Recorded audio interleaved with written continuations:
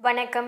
அமரர் கல்கி எழுதிய பொன்னியின் செல்வன் பாகம் 1 புதுவெள்ளம் அத்தியாயம் 31 திருடர் திருடர். விஜயாலய சோழர் முதல் 2ஆம் பராந்தகராகிய சுந்தர சோழர் வரையில் சோழ மன்னர்களின் வாழ்க்கை சித்திரங்களை வந்தியத்தேவன் பார்த்து கொண்டிருந்தான்.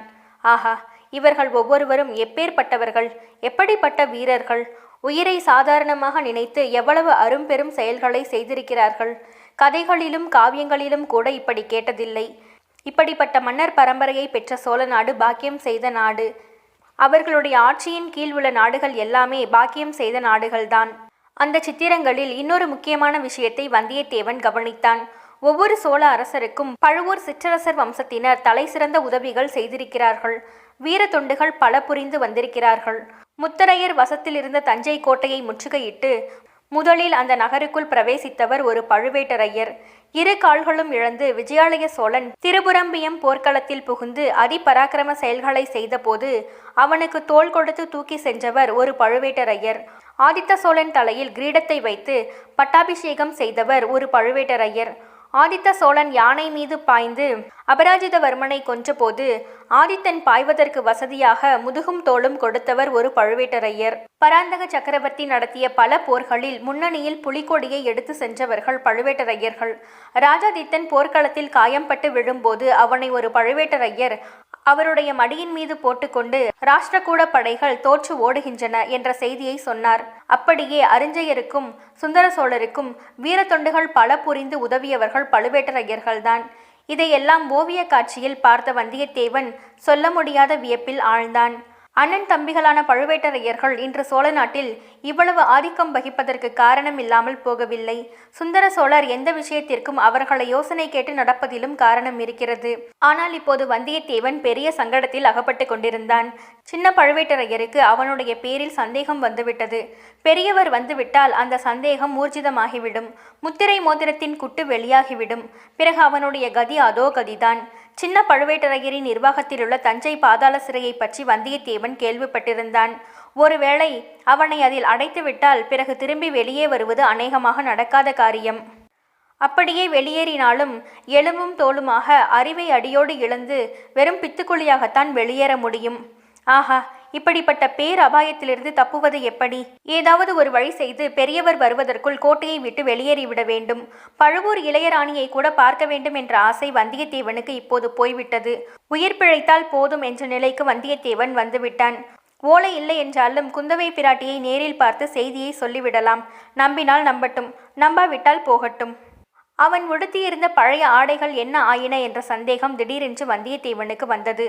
அவனுடைய பழைய ஆடைகளை பரிசோதித்து பார்ப்பதற்காகவே அவனுக்கு இவ்வளவு உபச்சாரம் செய்து புதிய ஆடைகளை கொடுத்திருக்கிறார்கள் என்று நினைத்தான். குந்தவை தேவியின் ஓலை தளபதியிடம் அகப்பட்டிருக்க வேண்டும், சந்தேகமே இல்லை. அவனுடைய கையை இரும்பு பிடியாக அவர் பிடித்ததின் காரணமும் இப்போது வந்தியத்தேவனுக்கு தெரிந்தது. ஒரு ஆளுக்கு 3 ஆளாக அவனுடன் அனுப்பிய காரணமும் தெரிந்தது. ஏதாவது ஒன்று செய்து வெளியேறியே ஆக வேண்டும் என்று வந்தியத்தேவன் நினைத்தான். வந்தியத்தேவன் சித்திர மண்டபத்தின் பலகனி வழியாக வெளியே பார்த்தான். சின்ன பழுவேட்டரையர் பரிவாரங்கள் புடைசூழ குதிரை மேல் வந்து கொண்டிருந்தார்.